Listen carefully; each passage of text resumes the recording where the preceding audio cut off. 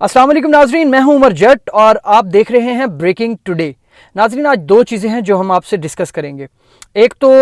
नैब तरमीमी ordinance के हवाले से हुकूमत क्या करने जा रही है और कौन से वो लोग हैं जिनको वज़ीर आज़म इमरान खान ने टास्क दिया और अब इस हवाले से आगे होने क्या जा रहा है। एक तो हम इस पर बात करेंगे। दूसरा नाजरीन, हम आपसे डिस्कस करेंगे काबीना में जो फ़ैसले किए जाते हैं उन पर अमल दरामद के हवाले से प्राइम मिनिस्टर ऑफिस को कितना कंसर्न है और वज़ीर आज़म इमरान खान उन फ़ैसलों पर इम्प्लीमेंटेशन के हवाले से कितना कंसर्न रखते हैं और अब क्या फ़ैसले करने जा रहे हैं, इस पर हम बात करेंगे। तो नाज़रीन, हम आगाज़ करते हैं अपने पहले टॉपिक का, जिसमें हम नैब तरमीमी ऑर्डिनेंस के हवाले से बात करेंगे। नैब और तरमीमी ऑर्डिनेंस को हम ज़्यादा डिस्कस नहीं करेंगे क्योंकि अभी मुजव्वज़ा ड्राफ्ट है और उस पर आज जिस तरह से ख़बरें चलीं उस ड्राफ्ट के हवाले से गुज़श्ता रोज़ वो ख़बरें चलाई गई टीवी चैनल्स पर चलीं। ताहम उसके बाद वफाकी वज़ीर कानून बैरिस्टर फ़रोग़ नसीम और उनके साथ मुआविन ख़ुसूसी बराह एहतसाब शहजाद अकबर, इन दोनों की जानिब से कहा जाए तो हुकूमत की जानिब से उस ड्राफ्ट के बारे में और जो ख़बरें चली उनकी सख्ती से तरदीद की गई और ये कहा गया कि जिस तरह से ड्राफ्ट को पेश किया जा रहा है उनमें से बाज़ नुकात जिनका ज़िक्र किया गया है वो उस ड्राफ्ट का हिस्सा ही नहीं है जो हुकूमत बना रही है या हुकूमत जो ड्राफ्ट हुकूमत ने तैयार किया है। लेकिन अब इस मामले पर हुकूमत चाहती क्या है, हम आपको ये बताएंगे। नाज़रीन, वज़ीर आज़म इमरान खान की मुशीर पार्लिमानी अमूर डॉक्टर बाबर अवान से गुफ्तगू हुई थी और ये गुज़श्ता हफ़्ते की बात है और उसमें उन्होंने कुछ लोग असाइन किए थे जिनमें वो असाइन क्यों किए गए थे पहले हम आपको वो बताते हैं कि इस सारे नैब ऑर्डिनेंस के मामले को, इसके तमाम कानूनी पहलुओं को और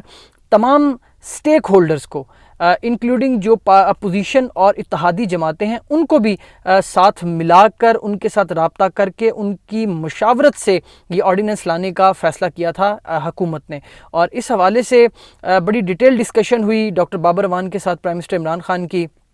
और उसके बाद फिर ये टास्क सौंपा गया और एक इजलास हुआ स्पीकर कौमी असम्बली असद कैसर की रिहाइशगाह पर और वहाँ पर उस इजलास में परवेज़ खटक भी थे, असद उमर भी थे और शहजाद अकबर मुआविन ख़ुसूसी एहतसाब वो भी इस इजलास का हिस्सा थे। और इसके साथ इस इजलास में बुनियादी तौर पर ये फ़ैसला किया गया कि एक कमेटी बनाई जाएगी और वो कमेटी इस नैब तरमीमी ऑर्डिनेंस के हवाले से तमाम स्टेक होल्डर्स से मुशावरत करेगी। अब वो कमेटी में कौन थे, उसमें असद उमर थे, परवेज़ खटक थे और डॉक्टर बाबर अवान शामिल थे, जिन्होंने इस सारे मामले को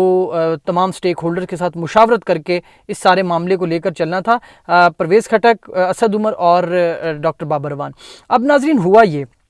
कि जिस तरह से ये ख़बरें आईं और ये सारा कुछ हुआ और फिर हुकूमत को तरदीद करनी पड़ी बाकायदा उस नैब तरमीमी ऑर्डिनेंस के पॉइंट्स के ऊपर कि ऐसा कुछ नहीं है, तो प्राइम मिनिस्टर इमरान खान का एक बार फिर रब्ता हुआ डॉक्टर बाबर अवान से और अपनी जो लीगल टीम है उनके साथ। तो फिर ये डिसाइड हुआ है कि ये जो हफ़्ता अब आएगा, जिस तरह से अब आज जुमेरात का दिन है और कल जुमा और परसों ये ग़ालिबन परसों बनेगा हफ़्ता, तो परसों हफ़्ते के रोज़ एक अहम इजलास बुलाया गया है और उस इजलास में दोबारा वो इजलास होगा स्पीकर कौमी असम्बली असद कैसर के पास उनकी रिहाइशगाह पर और उस इजलास में डॉक्टर बाबर अवान, असद कैसर, मुआविन ख़ुसूसी बराह एहतसाब शहजाद अकबर, असद उमर, परवेज़ खटक, ये लोग शरीक होंगे। अब कहा गया है हुकूमत चाहती क्या है। हुकूमत ये चाहती है कि जितनी भी अपोजिशन जमातें हैं, जो पार्लिमानी लीडर्स हैं अपोजिशन जमातों के, उनके साथ मुशावरत की जाए, कानूनी माहिरीन से इस हवाले से राय ली जाए ताकि जब ये ऑर्डिनेंस दोबारा इसका इजरा हो तो इस पर तमाम स्टेक होल्डर्स की मुत्तफ़िका राय इसमें मौजूद हो। तो अब जो हफ़्ते को इजलास बुलाया गया है उसमें एक तो इस ऑर्डिनेंस के हवाले से जो अहम नुकात हैं, कानूनी नुकात, उन पर तफसीली गौर किया जाएगा। उनके उसमें कुछ जो चीज़ें ऐड की जा रही हैं या कुछ जो चीज़ें निकाली जा रही हैं उसमें से उन पर तफसीली बातचीत की जाएगी। इसके साथ जो कानूनी माहिरीन हैं ان کی کیا اس پر رائے ہے، اس کے حوالے سے بھی مشاورت ہوگی، کیونکہ ان کے ساتھ بھی رابطہ کیا جا رہا ہے، اور کئی ایسے لا ایکسپرٹس ہیں جن سے بیرسٹر فروغ نسیم بھی رابطے میں ہیں، ڈاکٹر بابر اعوان بھی اس حوالے سے رابطے میں ہیں. تو اب ان کو اس کو بھی دیکھا جائے گا کہ یہ معاملہ کدھر جا رہا ہے. اس کے ساتھ جو ٹیم بنائی گئی تھی، جو کمیٹی بنائی گئی تھی، وہ کمیٹی بنیادی طور پر اپوزیشن جماعتوں کے ساتھ رابطوں کے حوالے سے بھی آگاہ کرے گی کہ اس پر کتنا عمل ہو چکا ہے اور کون سی جماعت اس میں اپنا ان پٹ دینا چاہتی ہے اور ان کا موقف کیا ہے. یہ اس اجلاس میں رکھا جائے گا اور اس پہ پھر جو کنسنسس ہوگا اس پر پھر ڈیسائیڈ کیا جائے گا. وزارت قانون ان پوائنٹس کو بھی ساتھ ملائے گی اور پھر مزید اگر مشاورت کی ضرورت پڑے گی تو مشاورت کی جائے گی اور پھر یہ آرڈیننس جو ہے وہ لایا جائے گا. تاہم 2 ہفتے کا وقت ہے اور 2 ہفتے میں حکومت نے یہ نیب ترمیمی آرڈیننس دوبارہ لانا ہے. یہ تو ہو گیا ناظرین ہمارا ایک پوائنٹ. اب ناظرین ہم آپ کو بتائیں گے جو وفاقی کابینہ کے مسلسل اجلاس ہو رہے ہیں اور وزیر اعظم عمران خان نے کرونا کی سچویشن میں بھی اپنے وزراء کو اجلاس سے چھٹی نہیں دی، بلکہ 3-4 ایجنڈے کے ساتھ وہ ہر ہفتے کابینہ کا اجلاس چیئر کر رہے ہیں اور اس اجلاس میں بڑے فیصلے بھی ہوتے ہیں.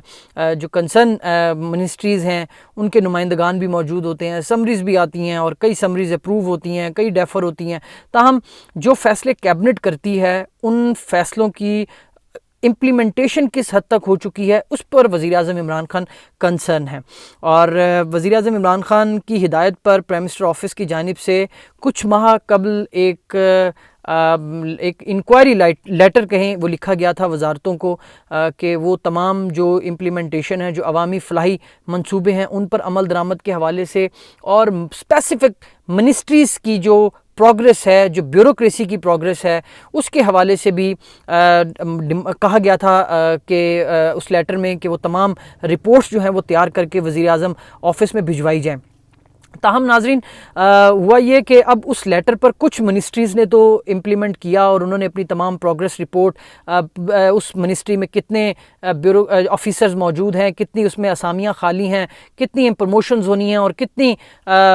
نئی اپوائنٹمنٹس کی اس منسٹریز میں ضرورت ہے، تو یہ تمام ڈیٹا اور اب تک اس منسٹری نے کتنا پی ٹی آئی کی حکومت میں کون کون سے ایسے عوامی فلاح کے منصوبے ہیں جن پر کام کیا ہے، تو وہ ساری چیزیں کمپائل کر کے بعض منسٹریز نے تو وہ رپورٹ پرائم منسٹر آفس میں بھجوا دی ہے. لیکن کچھ منسٹریز ایسی ہیں جن کی جانب سے ابھی بھی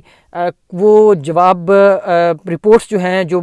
کوسچن مانگے گئے تھے، جو ان کے جوابات ابھی تک نہیں دیے گئے، تو اس پر کافی برہمی کا اظہار کیا ہے وزیر اعظم عمران خان نے. اور خبر یہ ہے کہ کچھ دنوں میں اس معاملے پر باقاعدہ پرائم منسٹر آفس کی جانب سے تمام منسٹریز کو ایک لیٹر جاری کیا جائے گا اور اس لیٹر کی روشنی میں تمام جو منسٹریز ہیں ان کو اپنی رپورٹس بھی جمع کروانی جائیں گی. اور اگر اب بھی جو بیوروکریسی ہے وہ پرائم منسٹر عمران خان کی ہدایت پر، پرائم منسٹر آفس کی ہدایت پر وہ تمام کوسچنیئرز جو پروگریس سے ریلیٹڈ ہیں وہ نہیں دیتے، تو پھر یہ فیصلہ کیا جائے گا کہ اب ان کے خلاف کس طرح کے اقدامات ایکشنز لینے ہیں. کیا صرف انہیں ان کی عہدوں سے برطرف کرنا ہے یا مزید ان کو پنشمنٹ ملے گی اور وہ پنشمنٹ کیا ہوگی، یہ تمام چیزیں ڈیسائیڈ کی جائیں گی. بہرحال پرائم منسٹر آفس اور وزیر اعظم عمران خان جہاں پر اپنی کابینہ کے اراکین کی کارکردگی کے حوالے سے بہت کنسرن ہے، وہیں وہ کابینہ کے فیصلوں کی امپلیمنٹیشن اور اس منسٹریز کی، ان ڈویژنز کی، ان اداروں کی جو بیوروکریسی ہے اس کی کارکردگی پر بھی وزیر اعظم عمران خان کافی کنسرن ہیں. اور وہ یہ سمجھتے ہیں کہ جو منسٹرز ہیں ان کے ساتھ ساتھ زیادہ تر جو حصہ ہے پروگریس کا منسٹری کے حوالے سے وہ بیوروکریسی کا ہے. تو اب تلوار جو ہے وہ بیوروکریسی پر بھی لٹکنے جا رہی ہے اور اب جو ذرائع ہیں وہ یہ بتا رہے ہیں کہ اب وہ معاملہ ویسا نہیں ہوگا، لیٹرز یا لکھت پڑھت تک کا معاملہ نہیں ہوگا، معاملہ اس سے آگے جائے گا اور بیوروکریسی کو اس حوالے سے اب سختی سے نپٹا جائے گا. اور جو پرائم منسٹر کی ایک وین ہے اس کے حوالے سے اس کو سامنے رکھتے ہوئے منسٹری کی کارکردگی کو جانچا جائے گا. اور اگر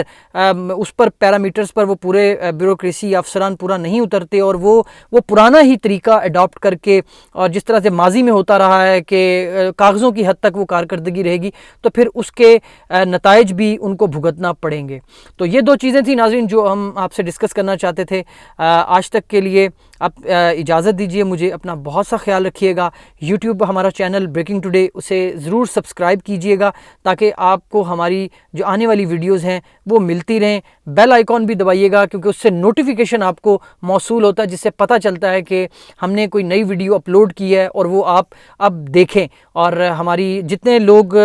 یوٹیوب چینل کو سبسکرائب جنہوں نے کیا ہوا ہے وہ ہماری اسٹرینتھ ہیں، ہم ان کے بہت شکر گزار ہیں. اور